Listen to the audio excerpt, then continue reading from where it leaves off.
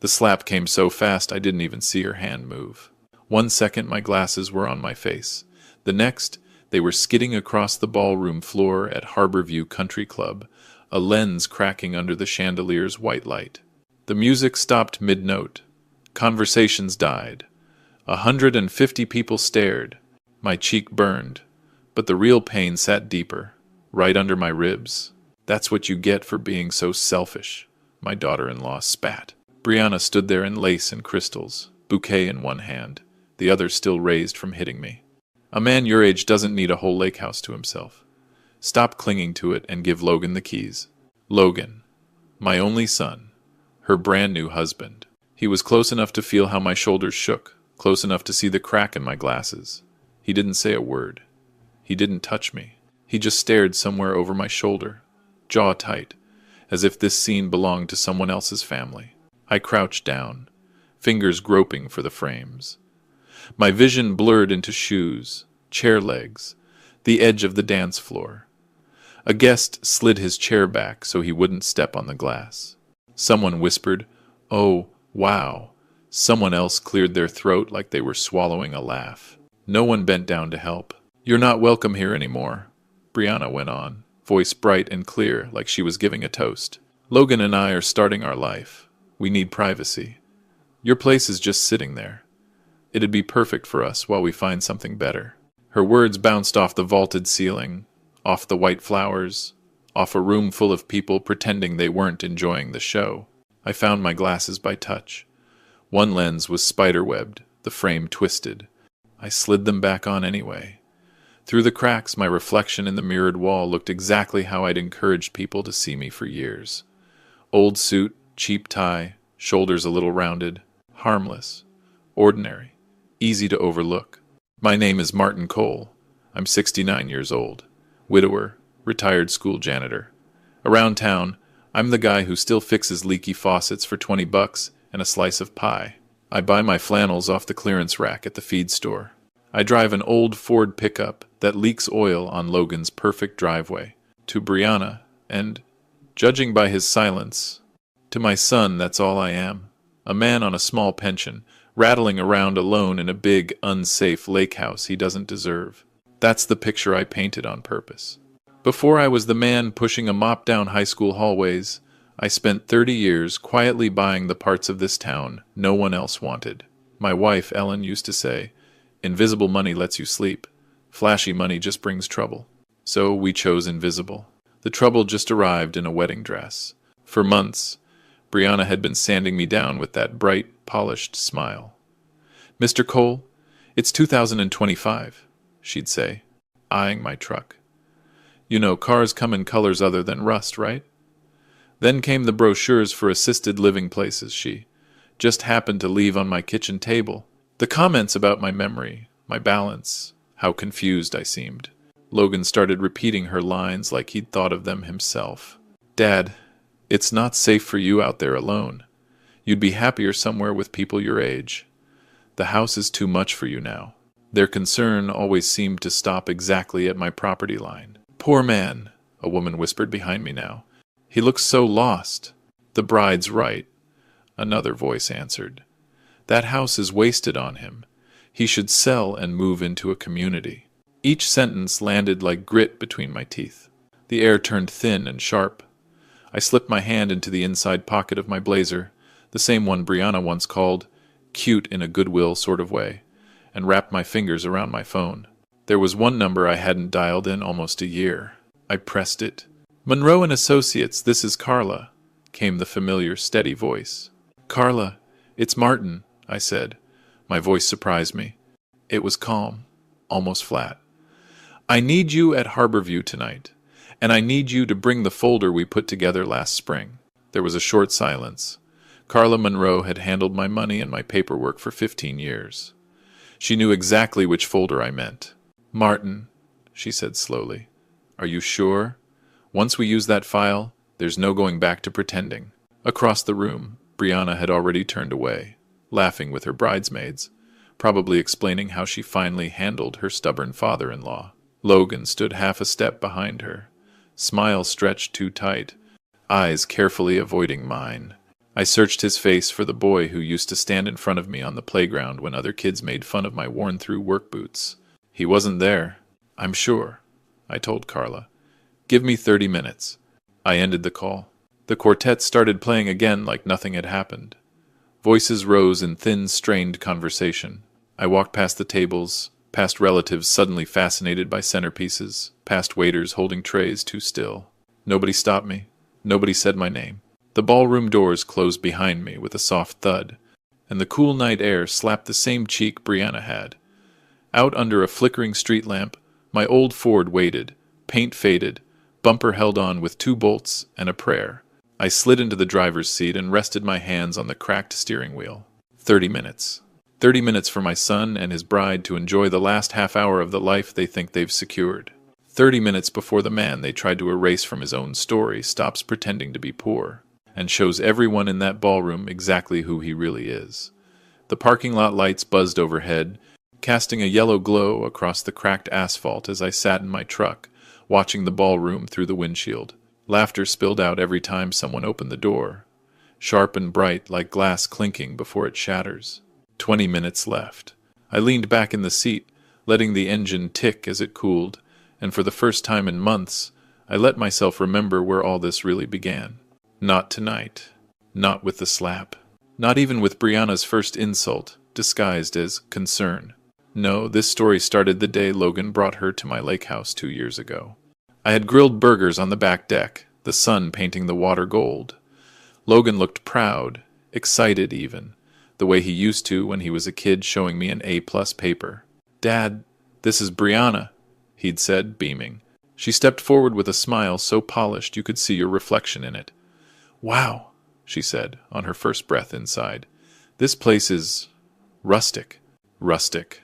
That was her polite way of saying old. Outdated. Beneath her. Her eyes wandered like she was assessing what could be sold, renovated, replaced. She paused longest at the framed photo of Ellen on the windowsill. "She's pretty," she murmured. But her expression said something else entirely. Over dinner, she asked too many questions in that sugary voice of hers. "So, Mr. Cole, you said you retired from janitorial work. How do you manage financially now? Is this property fully paid off? Do you have help out here? You know, like medical alert services?" Logan didn't notice the way my fork slowed, or maybe he did, and chose not to. At the time, I told myself she was just curious.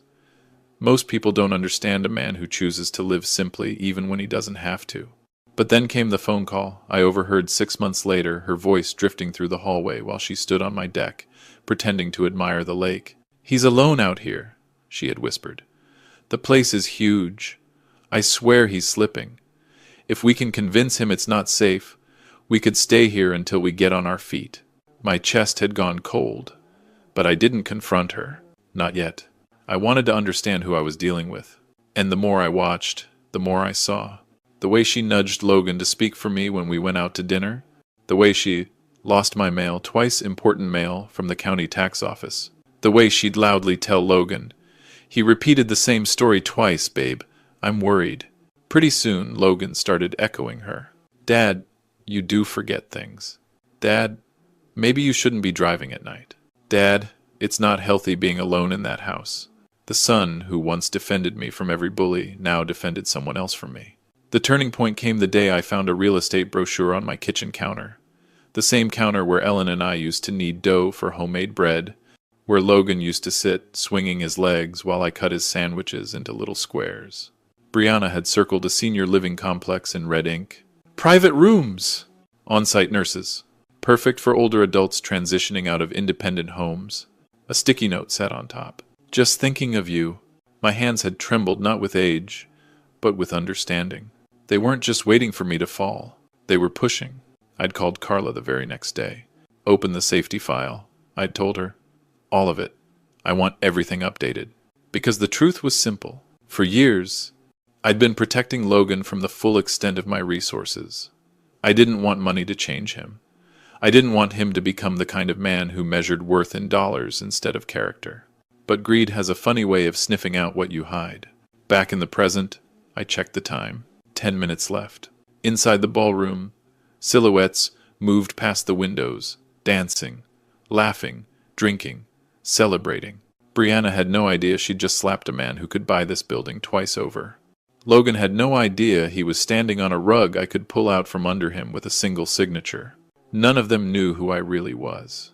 But in 10 minutes, they would. By the time the clock inside my truck blinked to the 30-minute mark, I could feel something shifting inside me like a quiet door unlocking after years of being jammed shut. I stepped out into the cool night air, leaned against the truck, and watched the ballroom from a distance. The laughter inside sounded almost unreal, as if it belonged to another world. A world where fathers weren't slapped at their son's wedding. A world where love wasn't transactional. A world I had once imagined my boy would grow into. But reality had a different script. It had shown itself clearly 3 months ago, during what Brianna had called an important family conversation. I hadn't known it was an ambush until it was too late. She and Logan had shown up with someone new, a woman in a gray blazer, sharp haircut, and colder eyes than January lake water. "Mr. Cole, I'm Dr. Vanessa Harper," the stranger had said, extending a hand. "I'm a cognitive health consultant. Your family asked me to evaluate your daily functioning." I'd blinked, confused. Evaluate my what? Logan wouldn't meet my eyes. "Dad, it's just a quick check," he'd said, rubbing his palms together like he always did when he was hiding something.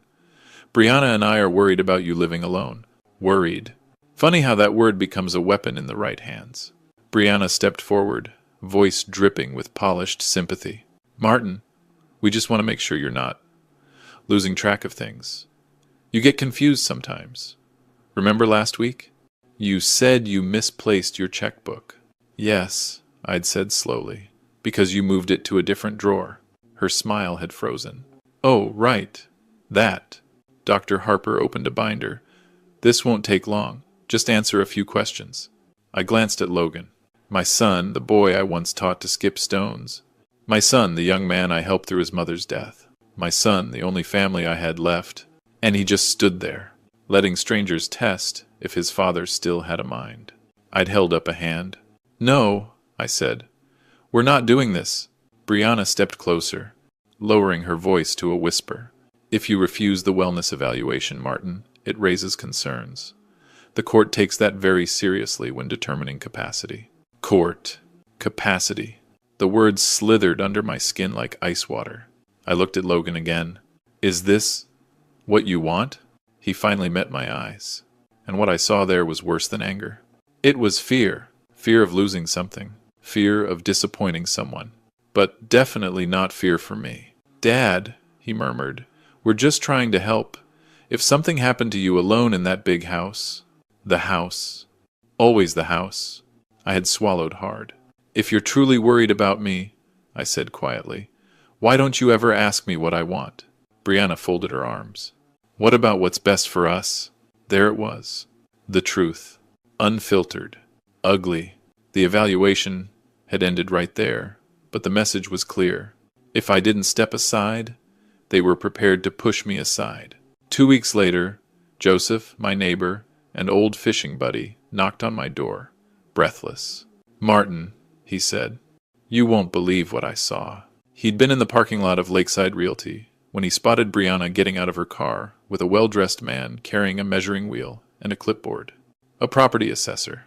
She was pointing toward your place from across the lake," Joseph said, like she was giving him specs. I didn't react. I didn't shout. I didn't break anything. I just nodded. Because by then, the picture had already formed. They weren't waiting for me to get weak.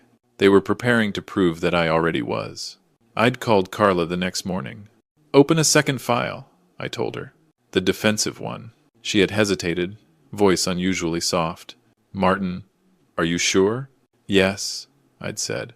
"I think I've been sure for a long time." Now, leaning against my truck, as silhouettes danced inside the glowing ballroom, I felt a strange calm settle over me. They had planned their moves carefully. They had set their trap with patience. They believed they had me cornered.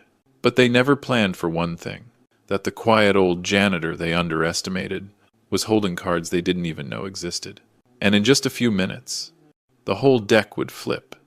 Carla's headlights appeared exactly when she said they would, 30 minutes sharp. Her silver sedan turned into the parking lot with the same quiet precision she ran her entire practice with. The door opened, and she stepped out carrying a thick, weatherproof briefcase strapped with 2 buckles. She didn't walk. She approached, deliberate, controlled, like someone who understood the gravity of the moment long before I ever admitted it to myself. "Martin," she said when she reached me, her voice steady as a surgeon's, "before I open this, I need to hear you say it again. Are you absolutely sure this is what you want?" I looked through the ballroom windows. I could see Brianna twirling on the dance floor, drunk on her own victory. I saw guests laughing with the kind of relief people feel after witnessing someone else's humiliation. It meant they weren't the target. And standing beside his bride, stiff posture hiding a trembling hand, was my son. The boy I once carried on my shoulders. The boy who placed dandelions on his mother's grave every spring. The boy who now let his wife slap me without flinching. I turned back to Carla. "Yes," I said. "They want to see who I am? Tonight they will." Carla nodded once and unbuckled the briefcase. Inside lay the file I had hoped I'd never need. A file that could dismantle everything Logan and Brianna thought they controlled. She pulled out the first document, its header printed in bold navy ink, Cole Holdings, Trust Confidential Assets Summary. "Let's start with the basics," she said, handing it to me. "You've kept everything hidden for years. Tonight is the first time any of this will see daylight." I opened it, even though I knew every line by heart. Property: Cole Lake House, valued at $1.6 million, Harbor Street commercial block, 5 storefronts generating $32,000 per month. 2 duplex rentals on Alder Lane, 40 acres of undeveloped land near the state forest. Savings and investments: $4.2 million spread across 4 investment accounts. $780,000 in a private pension fund. $350,000 in physical bonds and certificates. Business ownership: a 40% silent stake in 3 local shops, including the town's largest hardware store. In other words, the old janitor they mocked owned half the shoreline, a chunk of downtown, and enough investments to disappear into the sunset 10 times over. But that wasn't the part that made my pulse quicken. Carla reached deeper into the briefcase and pulled out another folder, slimmer but far more important. "These," she said, tapping it, "are the documents that matter tonight." I flipped it open. Inside were printed statements, each one signed by me, authorizing cancellation of every automatic payment I'd been making on Logan's behalf, termination of the guarantee I'd quietly provided for his house rental, withdrawal of financial coverage for Brianna's student loans, suspension of the $3,800 monthly transfers that had kept them afloat. For years I'd been saving them from drowning, and for years they had mistaken my hand for a rung in their ladder. Carla also included copies of invoices from the last 12 months, money they didn't even realize came from me, the wedding photographer, the venue deposit, the down payment on Brianna's engagement ring, the anonymous donor who covered their medical bills after Logan's appendectomy. The credit card payments, they assumed, were processed through Logan's employer. Every page was a quiet reminder of who had been carrying whom. Carla closed the briefcase and locked it. "Martin," she said softly, "I've worked with wealthy clients for 25 years, but I've never met someone who kept every blessing hidden under so many layers of humility." "Humility wasn't the reason," I replied. "Ellen and I believed wealth shouldn't change how people treat you. We were wrong." For the first time since she arrived, Carla's face tightened with anger, not at me, but for me. "Then let's show them the truth," she said. Before I could answer, footsteps approached behind us. I turned. It was Joseph, my neighbor, my friend, the man who'd warned me when the first cracks formed months ago. He held a brown envelope in his hands, breath visible in the cold night. "Found what you asked for," he said, handing it over. Inside were photos, timestamps, and witness notes, everything he'd documented the day he saw Brianna touring my property with a real estate assessor. Proof. Hard proof. Proof that she didn't just covet my house, she had already begun the process of taking it. Carla glanced inside and nodded approvingly. "Between your financial documents and Joseph's evidence," she said, "you're holding enough leverage to collapse every lie they've built." I looked toward the ballroom one last time. The music swelled. The guests twirled. My son held a champagne flute, smiling like a man standing on solid ground. He didn't know yet that the ground beneath him was made of ice. And tonight, it was going to crack. Carla tucked the folders neatly under her arm, the way someone carries a verdict. Joseph tightened his jacket, shot me a steady nod, and headed toward the entrance doors with us. The walk across the parking lot felt unreal quiet, heavy, purposeful, like the slow march someone makes right before cutting the wire that stops a bomb from ticking. The ballroom lights glowed warm and golden, but everything inside them was about to turn cold. As we reached the glass doors, the music inside shifted into something upbeat, a pop song Brianna had probably chosen. It pulsed through the floor, oblivious to the storm waiting outside. Carla paused, turning to me one final time. "Martin," she said, "once we step through those doors, everything changes. Your son will never see you the same way again." I breathed out slowly. He hasn't seen me for a long time. And with that, I pushed the doors open. The sudden silence was instant and absolute, like someone had reached over the soundboard and slammed the master switch to off. Every pair of eyes turned toward us. Carla in her tailored gray suit, Joseph with his envelope of evidence, and me, the man they thought they could shove into a retirement brochure. Brianna was the first to react. She stiffened, her champagne glass freezing halfway to her lips. "Oh, for God's sake," she said loudly enough for half the room to hear. "You again? Didn't we already finish the part where you ruined the pictures?" A few guests chuckled tiny, nervous laughs from people who didn't want to be caught on the wrong side. Logan stepped closer to her, brow furrowed, but he didn't speak. He didn't defend me. He didn't correct her. He didn't even blink. Carla stepped forward first, her voice calm and razor-sharp. "Excuse me. I'm looking for Mr. Logan Cole and Mrs. Brianna Cole." Logan blinked at her. That's us," he said, voice shaky. "Who are you?" "I'm Carla Monroe," she said. "Mr. Martin Cole's financial and legal advisor." A ripple went through the crowd, murmurs, shifting chairs, someone gasping softly. Brianna scoffed. "Financial advisor? For him?" She pointed directly at me. "You must be lost." Carla didn't move, didn't blink, didn't break her calm. "I assure you, Mrs. Cole, I am exactly where I need to be." Then she opened the briefcase.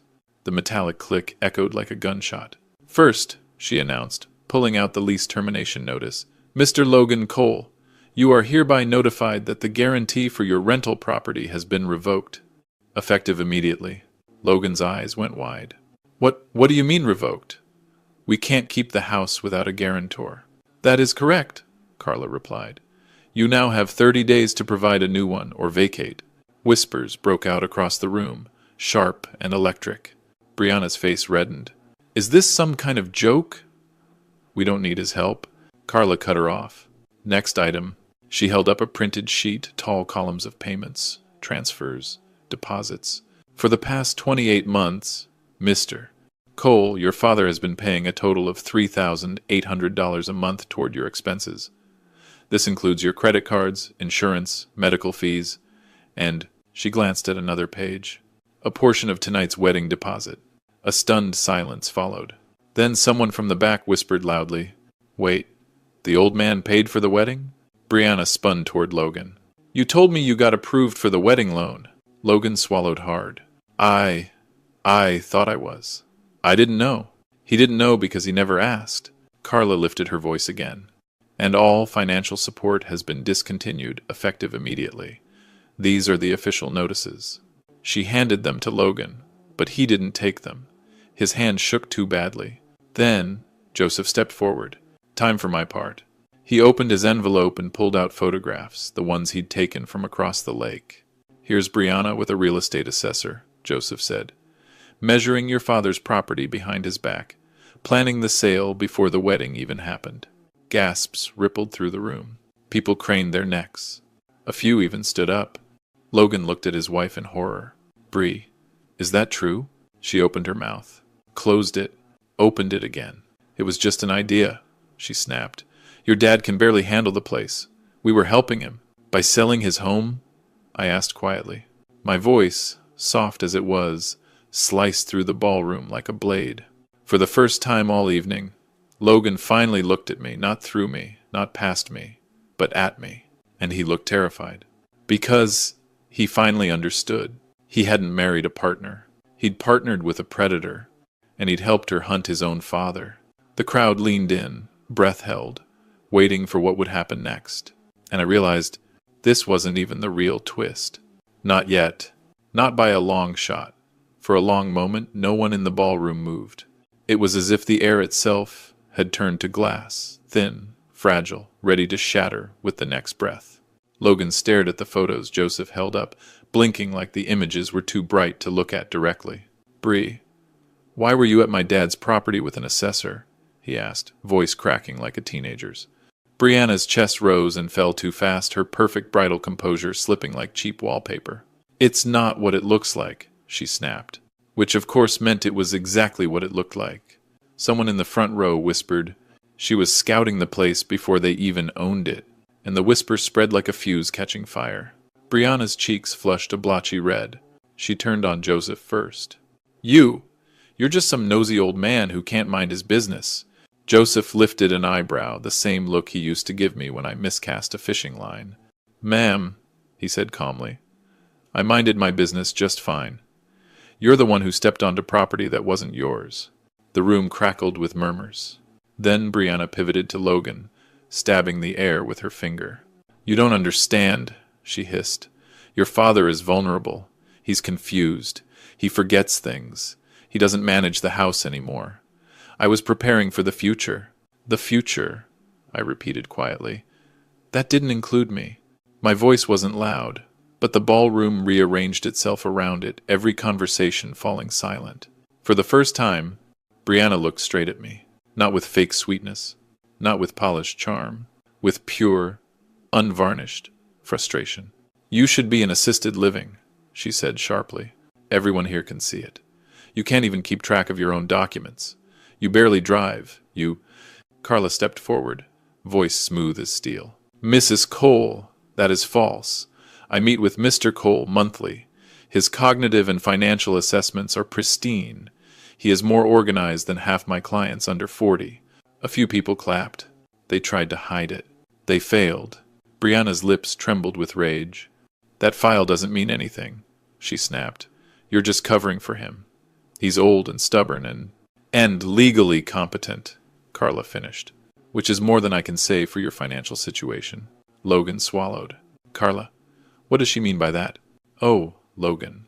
My son looked like a man watching the floor dissolve under him in real time. Carla flipped another page in her folder. "Mr. Cole," she said with crisp precision, "your debts exceed $90,000. You have 4 maxed-out credit cards. You are 3 months behind on rent. And your car—" "My car?" he croaked, "is scheduled for repossession next Tuesday." The room erupted in gasps.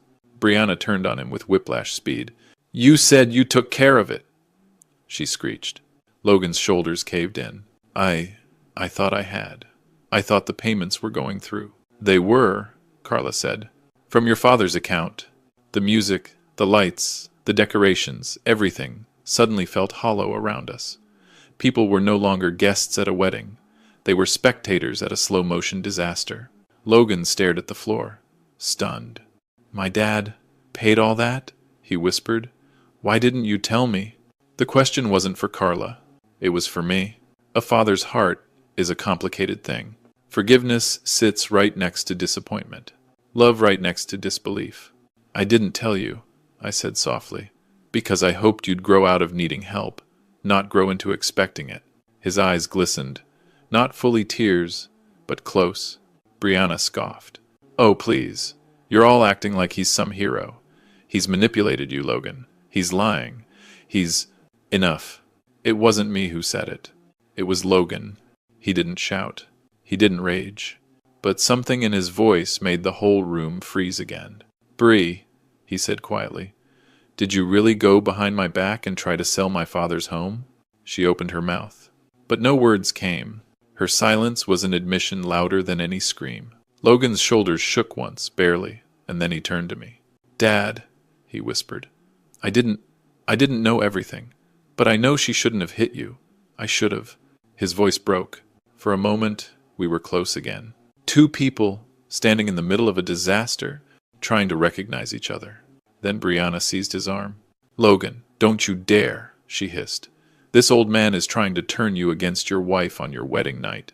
I raised an eyebrow. "This old man," I said, "hasn't even started yet." The ballroom went silent, because they all felt it. The ground shifting, the temperature dropping, the truth rising like a wave that was about to crash. You could almost hear the temperature drop. A cold, invisible curtain fell over the ballroom as Brianna clung to Logan's arm like a lifeline. Her perfect bridal image was cracking at the seam's foundation, melting, breath hitching, pupils sharp and wild. "Logan," she whispered harshly, "don't let him twist this. He's dangerous when he's cornered." Dangerous. That was a new one. I'd been called old, confused, outdated, fragile, but dangerous. Well, that was interesting. Carla raised an eyebrow. "Mrs. Cole, dangerous would imply Mr. Cole is unpredictable. He is the most prepared person in this room." Guests shifted uneasily, the kind of tension that sticks to the walls. Then Logan exhaled. One long, heavy breath, like someone waking up from a long, blurry dream. "Dad," he said slowly, I want to hear everything. All of it. From you. Not Brianna. Not Dr. Harper. Not anyone else. Me." For the first time all night, the crowd wasn't looking at Brianna. They were looking at him, the groom whose wedding was unraveling in front of 150 people holding their cameras sideways. Brianna felt the shift immediately. She yanked her hand from his. "Logan, don't be stupid. He's trying to embarrass you so he can what?" Logan asked quietly. "Protect himself from being shoved into assisted living? Protect his own home from being sold behind his back? Protect his dignity?" She blinked at him, stunned. "He's manipulating you." "No," he said, and there was something in his tone I hadn't heard in a long time. Clarity. "What manipulates a man," Logan continued, "is believing someone loves him while she's slowly carving up his father's life." A murmur rippled through the room, soft, sharp, biting. Then Carla handed me the small, leather-bound folder I'd kept hidden for years. Not the financial one, not the evidence one, the last resort one. I opened it in front of the crowd. Inside were Brianna's text messages to her mother about getting the house by summer, voicemails from Logan's landlord, thanking the father for covering rent, screenshots of Brianna Googling legal steps to declare parent incompetent, an email from her to the property assessor, dated months before the wedding. "The owner is old and confused. Shouldn't be hard." The gasp that followed was collective, like the entire room inhaled at once. Logan's face drained of all color. "You emailed someone about my father?" he whispered. I was researching options," she stammered. "Just in case. Logan, we were struggling. I thought—" "No," he cut her off, voice trembling. "You didn't think. You planned." And there it was, the truth landing squarely in the open. The dam had broken. Now the flood came. I looked at Carla. "Show the last part." Carla nodded, pulling out my updated legal declaration. "The Cole Lake House," she read loudly, "has been officially transferred to the Cole Senior Protection Trust and assigned to remain in Martin Cole's possession for the entirety of his life." Logan blinked. "What?" "And," Carla continued, "should anything happen to Mr. Cole, the property and all assets tied to it will bypass his son and daughter-in-law entirely." Silence. Pure, suffocating silence. "Who does it go to?" someone whispered. Carla smiled faintly. "To community programs for at-risk seniors in Marlowe County." A few people actually clapped. Brianna let out a strange sound, half yelp, half sob. "You can't do that," she shrieked. "You don't even have grandchildren yet. That house belongs to your future family." I looked at her, slowly, purposefully. "I won't leave anything," I said softly, "to a family built on greed." Logan flinched as if struck. Brianna shook her head violently. No, this isn't happening." "Logan, tell him to stop. Tell him he can't." But Logan wasn't looking at her anymore. He was looking at me, and what I saw in his eyes wasn't anger. It was regret. Raw, unfiltered, terrifying regret. "Dad," he whispered, I didn't know it was this bad. I didn't know what she was doing. I didn't know I was hurting you." You didn't ask to know, I replied. Brianna lunged toward him. Logan, are you really going to let him humiliate us like this in front of everyone? I stepped forward. This isn't humiliation, I said. This is truth, and truth doesn't care who's watching. The crowd held its breath. Brianna stood frozen in her wedding dress, mascara streaking down her face, surrounded by the ruins of the life she tried to steal. Logan stood beside her, but separate now, emotionally a mile away. And me? For the first time in years, I felt light, like a man finally stepping out of a lie he'd lived in for too long. But the night wasn't done, not even close. The ballroom doors were still closed behind us, but it felt like every person in that room had been dragged to the very edge of something raw and irreversible. Brianna stood trembling in the middle of the dance floor. Her dress, once pristine, now wrinkled and stained from tears and sweat.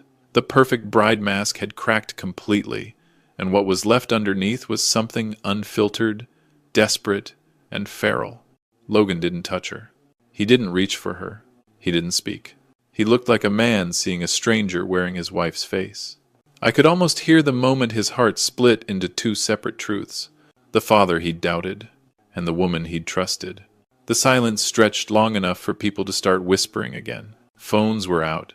Hands were covering mouths. Even the DJ froze behind his booth. Brianna finally snapped. This is all your fault, she spat at me. Her voice cracked. Her hands shook. You did this to us. You made Logan look stupid. You ruined our wedding. I didn't flinch. No, I said softly. You ruined it the moment you decided my life was something you could carve up for your own convenience. Her breath hitched. She wasn't used to being spoken to plainly, but she wasn't done. You don't understand what it's like, she hissed. We're drowning, Logan and I. Drowning. You think it's easy to start a life in this economy? You think we had a choice? You had everything. Martin, everything. And you hid it like some kind of selfish old... Logan stepped toward her. Stop. No, she snapped. He needs to hear it. Then she turned fully toward me, rage flashing like a match too close to gasoline. You could have made our lives so much easier. You could have helped us. You could have given us a head start. But instead you hoard money and pretend to be poor, and then act like we're the villains for trying to survive. Her voice spiraled higher, faster, sharper. You think you're noble? You think you're teaching us a lesson? You're pathetic. A lonely old widower with no friends and no life, and a house that should have gone to someone who actually needs it. Bree. Enough, Logan said again, louder this time. But she was far past listening. You're not even worth what you're sitting on, she screamed. You should have handed the property over and gone somewhere safe, instead of clinging to a house you can't maintain. Something inside me snapped. Not anger. Not pain. Clarity. Brianna, I said, you don't want a home. You want ownership of the man who owns it. The entire room froze. Her jaw locked. Her cheeks blotched red. Her fingers curled so tight her knuckles whitened. You... she started. But Carla cut in. Actually, Carla said, her voice velvet wrapped around steel, there's something else we haven't addressed yet. She opened another folder. A smaller one. A more delicate one. A court notice filed by Dr. Vanessa Harper. The cognitive health consultant. Mrs. Cole, Carla said. This is the preliminary petition to evaluate Mr. Cole's mental competency. Filed the same week you contacted the property assessor. Logan's head whipped toward Brianna so fast I thought he might hurt himself. What? He whispered. It's just paperwork, Brianna insisted. Just in case. The lawyer said. You filed a petition, Logan said, his voice hollowing out, to declare my father incompetent. She hesitated a second too long. I talked to the lawyer, she admitted, but only because your dad refuses to make responsible decisions. I was protecting us. By taking away his rights? Logan asked, voice cracking. He doesn't need them anymore, she blurted. A ripple of disgust moved through the crowd. Someone muttered, Oh, she's done. Another voice whispered, She's digging her own grave. Logan took a step back from her. Then another. Bree, he said slowly, shaking his head. You tried to take everything from my father. You lied to me. You manipulated me. You... Suddenly, Brianna's voice dropped into a trembling whisper. I did it for us, she said. For our future. For you? No, he said. For yourself. Her face collapsed. Desperation clung to her like smoke. Logan, she pleaded, voice breaking into a sob. Baby, please. You're my husband. Stick with me. Don't let him turn you against me. Logan wiped his eyes with the back of his hand. Then he looked at me. Not with anger. Not with blame. With something far heavier. Recognition. Dad, he whispered. I'm sorry. I'm so damn sorry. I didn't see it. I didn't want to see it. Brianna grabbed his arm again. Logan, don't do this. He pulled away. I don't even know who you are right now, he said. Brianna choked out a sob, mascara streaking her cheeks. The crowd held its breath. The DJ shut off the lights, leaving only the chandeliers glowing down on the ruins of their fairy tale. And in that still, glittering quiet, I realized something. Tonight wasn't the collapse of their illusion. It was the rebirth of my son. But the night still had one twist left. One final truth they never saw coming. The chandeliers above us flickered like they were unsure whether to keep illuminating the mess below. Every guest stood frozen in that glittering half-light, caught between disbelief, curiosity, and the morbid fascination that only real-life disaster can provide. Brianna's mascara streaks had turned into black rivers, carving down her face. Logan stood a few feet away from her, looking like a bridge that had finally buckled under too much weight. But the night wasn't done revealing what it had been holding. Not even close. Carla stepped forward again with that quiet, unstoppable confidence of a woman who has already won the war. She held a final folder in her hand, thinner, more dangerous, like a matchstick dipped in gasoline. Mrs. Cole, she said, before we end this discussion, there is one last matter, something Mr. Cole asked me to investigate 2 months ago. Logan blinked. 2 months ago? I nodded once. Because 2 months ago is when the real betrayal began. Carla opened the folder, revealing a stapled stack of printed reports. This, she announced, is a record of every phone call, email, and office visit that Brianna has made in the last year to attorneys and elder law consultants. A gasp rippled through the room. Brianna stepped back like the papers were poisonous. You had no right to look into my private. Carla didn't flinch. On the contrary, you involved Mr. Cole in attempted legal action without his knowledge. That made it our business. She lifted one page. 3 months ago, Mrs. Cole met with Attorney Saunders and asked about the legal pathway to secure what she referred to as premature guardianship over Mr. Cole. The room erupted. Guardianship? Someone hissed. That's for people who can't make decisions. She wanted control of everything. Oh, she's finished. Brianna shook her head violently. No, that's not Logan. Listen to me. That's not what it was. But Carla hadn't finished. She lifted the next page. And 4 weeks after that meeting, she requested the standard guardianship application forms. Those forms include full control over Mr. Cole's finances, power to sell his home, medical authority, and legal decision-making rights. Logan's face cracked open. You wanted legal control over my father? His voice shook. Bree, why? She reached for him again, but he pulled away before she touched him. It wasn't like that, she insisted. I was trying to protect us. Protect you. If your father lost the house. The house? Logan snapped. Everything for you comes back to the damn house. Brianna opened her mouth, but Carla held up a third sheet. And this is the email Mrs. Cole sent the day after Martin refused to move out. She read it aloud, her voice crisp and devastating. If we can get him declared incompetent, Logan and I can manage his estate. The lawyer said it's easier when there's cognitive decline. I'll start documenting every confused moment. The ballroom gasped as one. Even the decor seemed to pause. Brianna went pale white as the lace on her ruined gown. That's taken out of context, she cried. That is not. It's your email, Carla said. Your words, forwarded from your own account. Logan staggered back a step, gripping a chair like he needed it to stay upright. You planned this, he whispered. You made me think Dad was slipping. You planted doubts. You told me he repeated stories, left the stove on, misplaced his wallet. I didn't make anything up, Brianna shrieked. I just emphasized things. He is old. He's not incompetent, Logan shouted, and the pain in his voice was unbearable. He's my father. Brianna looked around wildly, searching for an ally, but every face she found had turned cold. And then, right then, Joseph stepped forward again. There's more, he said, pulling out a USB drive. This is from my porch camera. Brianna froze. Her face drained to ash. Joseph continued, It shows you entering Martin's porch last month. You removed letters from his mailbox. Legal letters, bank letters. A wave of murmurs surged. You stole my mail? I asked quietly. Brianna's chest heaved. I was trying to help. I didn't want you confused by... No, Logan said hollowly. You wanted documented proof he couldn't manage his own affairs. Her silence answered everything. Logan covered his mouth with his hand. I saw the moment the last thread snapped inside him.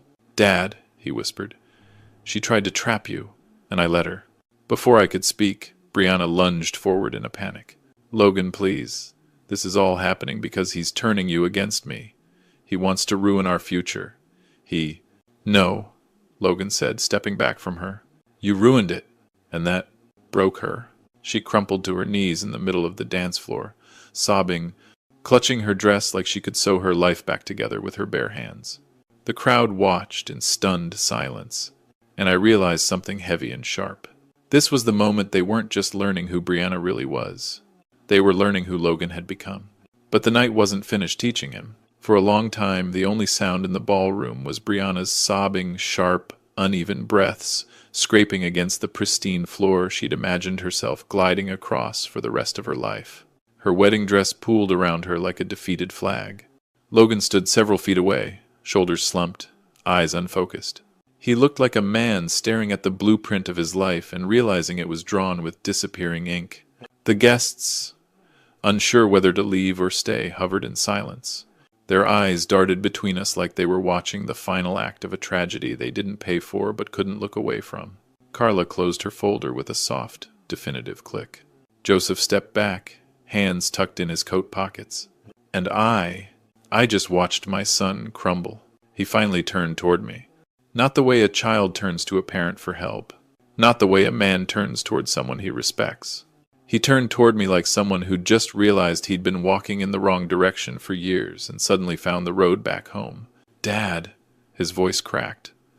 I don't even know what to say. You don't have to say anything, I told him gently. Brianna let out a strangled sob. You're choosing him over me? After everything I did for us?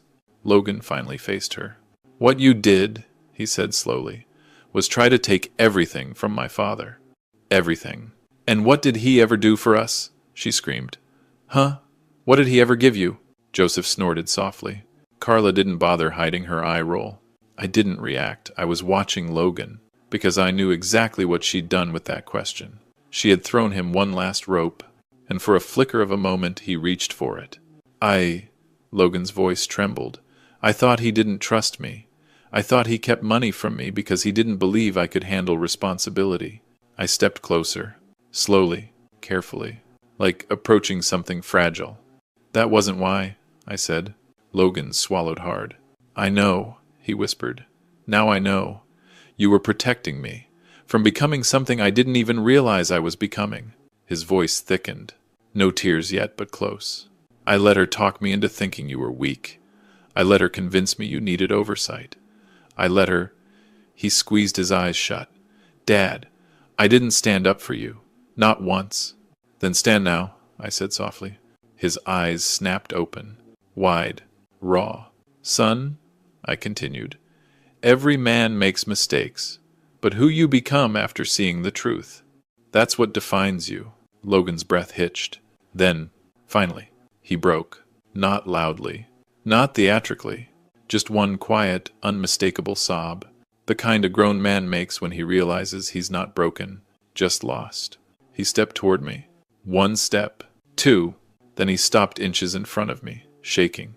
Dad, he whispered, voice crumbling. I'm sorry. I placed a hand on his shoulder. It wasn't forgiveness. Not yet. Forgiveness needs time to breathe. But it was something else. Recognition. Understanding. The first stone laid on the path back. Behind him, Brianna rose to her feet, hair wild, dress ruined, eyes burning with something feral. "You're making a mistake, Logan," she spat. "He's manipulating you. He's the reason you're broke. He's the reason we're stuck. He's the reason—" "No," Logan said firmly. "I am." The room stilled. Logan turned to face the guests, those who had watched, gossiped, whispered, and judged. "I let my wife convince me my father was a burden," he said. "I let greed blind me. I let my fear of failure make me cruel. And I let someone else dictate how I treated the man who raised me." His voice shook, but he kept going. "That ends tonight." A wave of murmurs rolled through the room, soft, stunned, respectful. Logan turned back to me. "What happens now?" he asked quietly. "Between us?" I studied his face, the same face Ellen traced with her fingers the day he was born. "What happens," I said, "depends on what you do next." He nodded slowly. "Not a promise, but a beginning." Then, behind us, the ballroom doors swung open, and the person who stepped in next was someone none of us expected. The heavy ballroom doors swung open with a thud that sliced straight through the charged silence. Every head turned. Even the chandeliers seemed to pause mid-glow. A tall figure stepped inside, broad-shouldered, salt and pepper hair, suit sharp enough to cut glass. For a split second, my breath stalled, because I knew that walk. I knew that posture. I knew that face. Samuel Harrington, my late wife Ellen's older brother. The man who hadn't attended a family gathering in nearly a decade.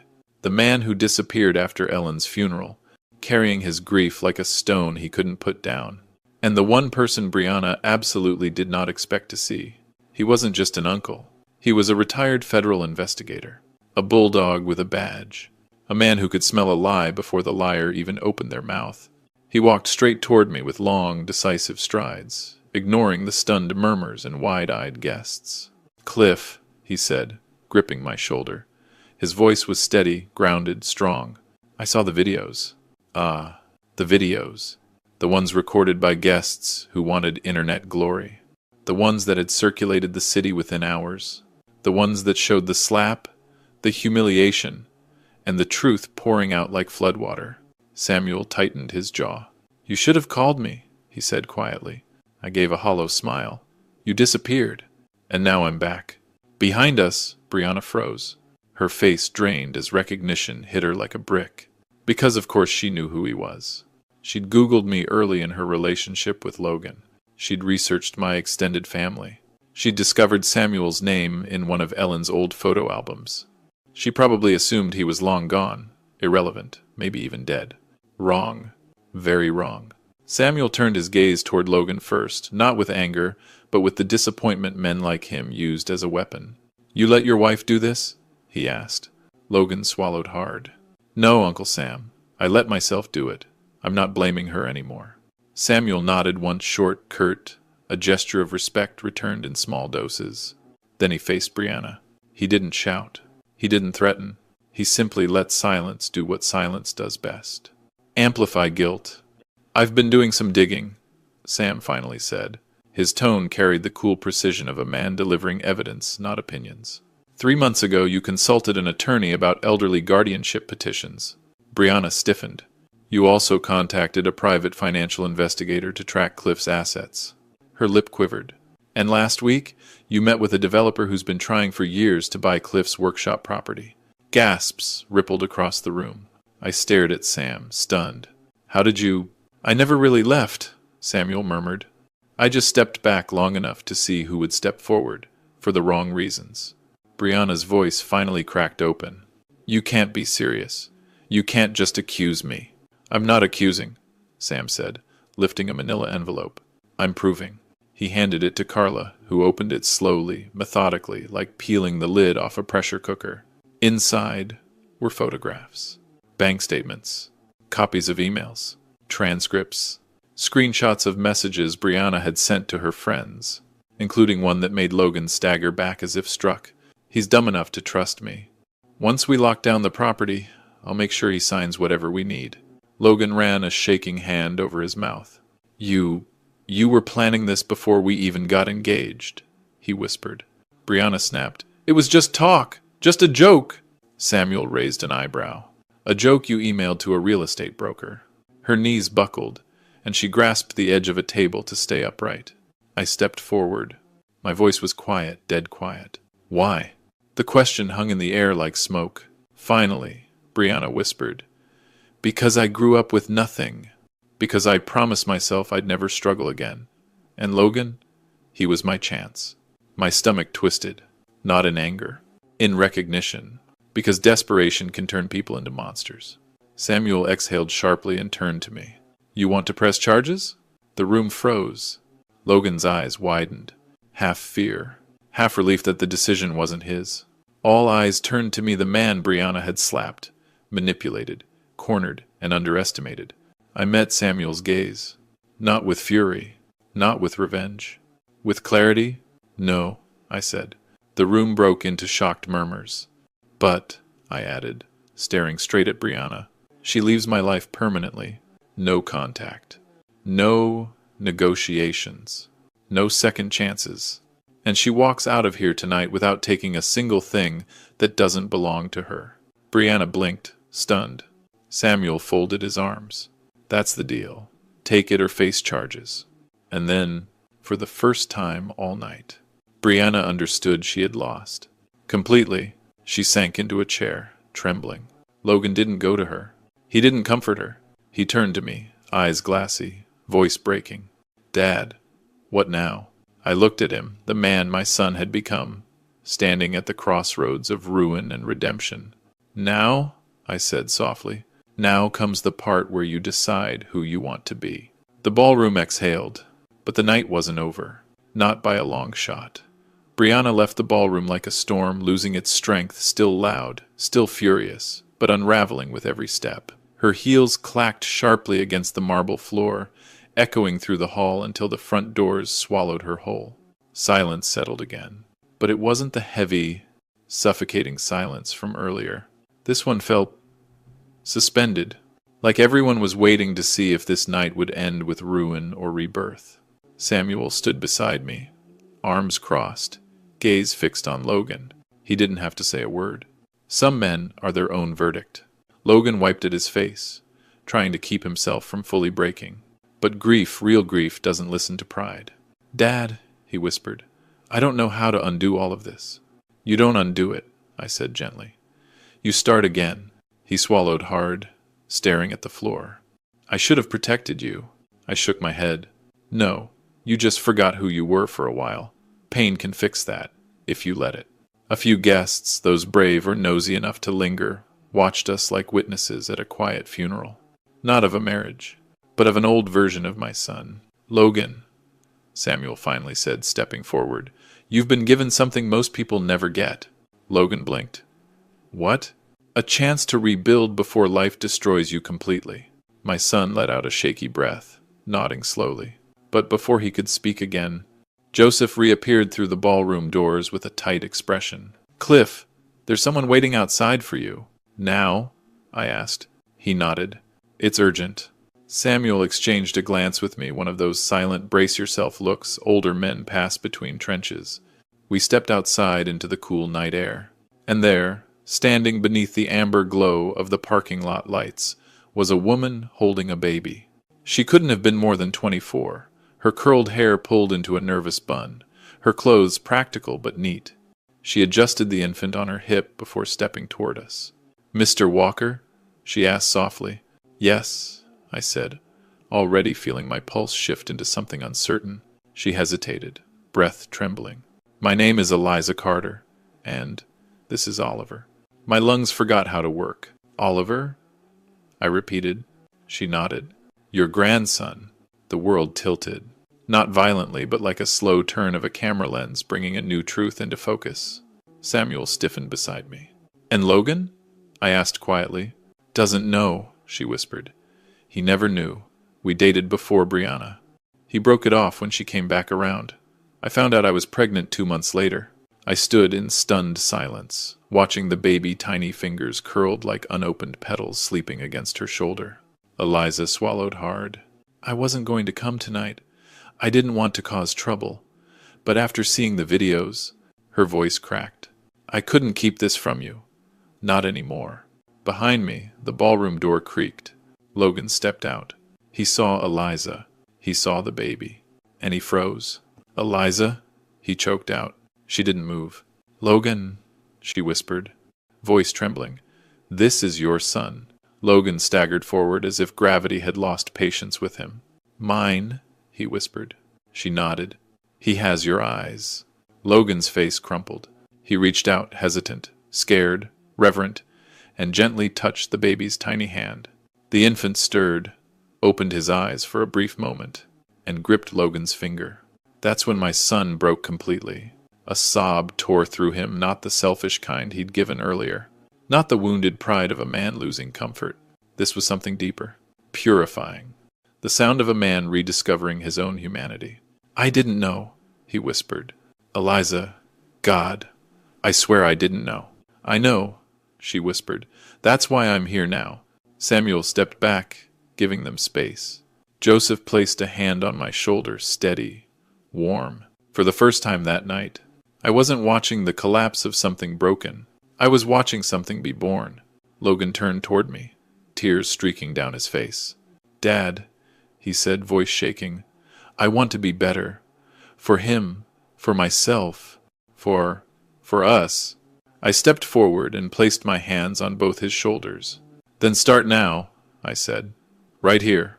The baby yawned softly, a tiny sound, but somehow louder than the chaos of the entire night. Eliza smiled through tears. Logan wiped his face and looked at me with a quiet, trembling resolve I hadn't seen in years. Dad, he whispered, can we come home? My voice nearly broke. Yes, I said. Both of you. Above us, the night air seemed to soften like it knew a storm had finally passed.